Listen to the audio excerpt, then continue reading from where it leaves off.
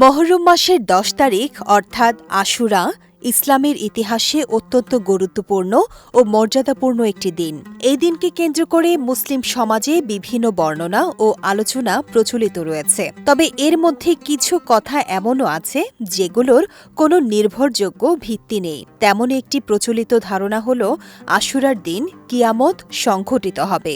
অনেক সময় এই কথাকে হাদিস হিসেবে উল্লেখ করা হলেও হাদিস বিশারদদের গবেষণা অনুযায়ী এটি সঠিক নয়।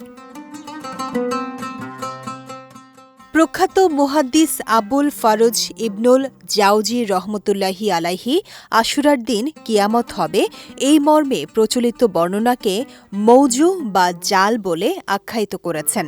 তার বিখ্যাত গ্রন্থ কিতাবুল মৌজুয়াতে তিনি এই বিষয়ে স্পষ্ট মন্তব্য করেছেন। পরবর্তীতে জালালউদ্দিন সুয়ুতি রহমতুল্লাহি আলাইহি এবং ইবনুল আররাক রহমতুল্লাহি আলাইহি সহ অন্যান্য হাদিস গবেষকরাও এই সিদ্ধান্তের সঙ্গে একমত হয়েছেন। ফলে আশুরার দিন কিয়ামত হবে এই বক্তব্যকে হাদিস হিসেবে প্রচার করা সঠিক নয়। তবে এই বর্ণনা জাল হওয়ার অর্থ এই নয় যে আশুরার কোনো গুরুত্ব নেই, বরং সহিহ হাদিসে আশুরার রোজার বিশেষ ফজিলত বর্ণিত হয়েছে।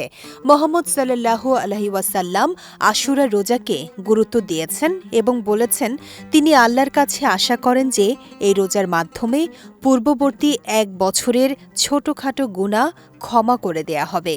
তাই আশুরার প্রকৃত মর্যাদা এবং ফজিলত সহিহ সূত্রেই সুপ্রতিষ্ঠিত। অন্যদিকে কিয়ামত সম্পর্কে সহিহ হাদিসে এসেছে যে তা শুক্রবারে সংঘটিত হবে।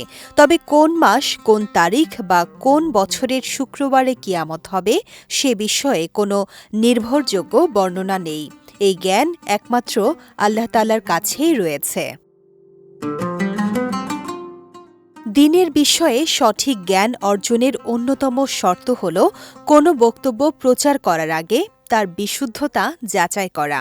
বিশেষ করে রাসূলুল্লাহ সাল্লাল্লাহু আলাইহি ওয়াসাল্লামের নামে কোনো কথা বর্ণনা করার ক্ষেত্রে সর্বোচ্চ সতর্কতা অবলম্বন করা জরুরি। তাই আশুরার ফজিলত বর্ণনায় ভিত্তিহীন বা জাল বর্ণনার পরিবর্তে কোরআন ও সহিহ হাদিসের উপর নির্ভর করাই মুসলমানের দায়িত্ব। এতে দ্বীনের বিশুদ্ধ শিক্ষা সংরক্ষিত থাকবে এবং মানুষ বিভ্রান্তি থেকে মুক্ত থাকবে। বিজয় টিভি নিউজ ডেস্ক।